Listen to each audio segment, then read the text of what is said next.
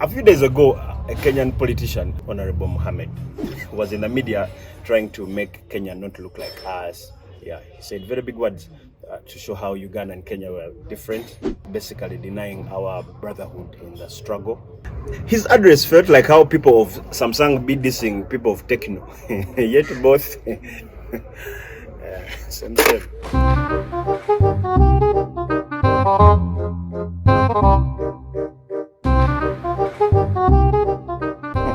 Kenya, Uganda, we are on the same operating system. Honorable Muhammad, stop disowning us. Actually, for us, we are not a situation of pot kettle. We are both pots. One is just bigger.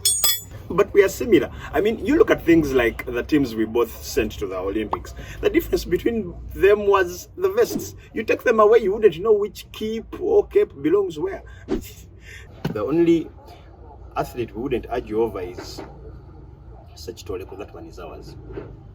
So, anyway, Honorable Mohammed goes on saying how Kenya cannot borrow certain things from Uganda, and I agree. Of course, Kenya can't borrow our corruption because they have theirs. It would be greed. And ours is even at a level no one can take it.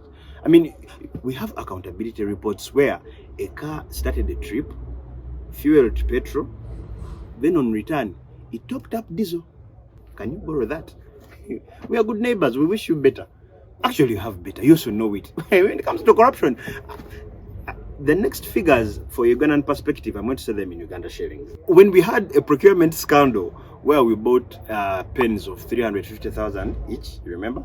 In Kenya, they had a governor that bought wheelbarrows each at 3.7 million.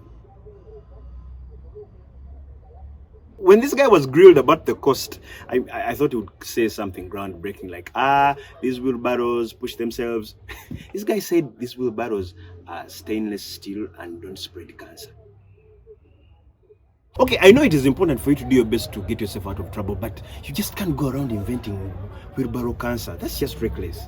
Governor Lusaka, I never honor that man. He inflated the price of a wheelbarrow by over 2,000%. You see, if we have corruption, you guys have corruption pro max.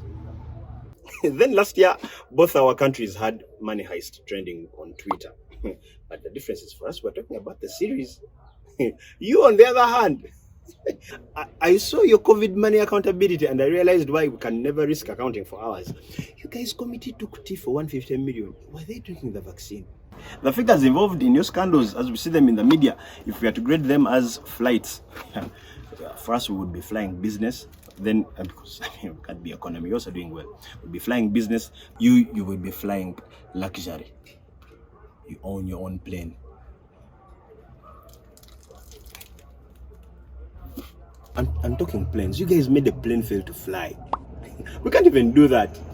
The best thing you can do is maybe stop you from entering the airport. But if you make your way, get onto the plane, we can't do anything about it.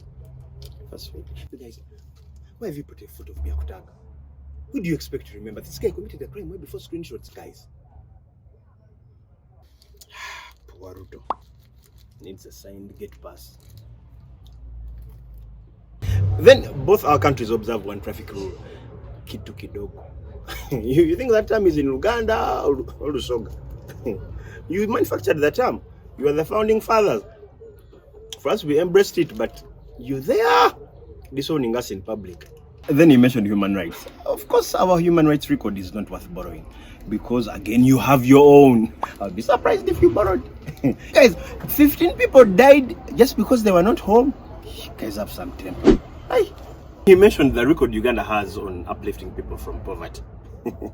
You spoke like as if Museveni is the president of Kibera. Kibera is the biggest slum in Africa.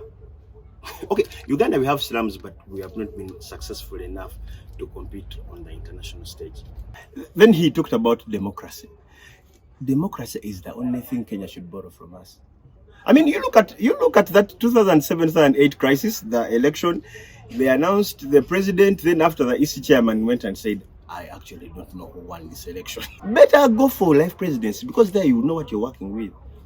Anyway, Honorable Muhammad, both our countries just carried the whole of Africa at the Olympics on our broken backs. The best way to deal with our struggles is to first come together, be honest, and accept them. Sisi ni wandugu tuko pamoja.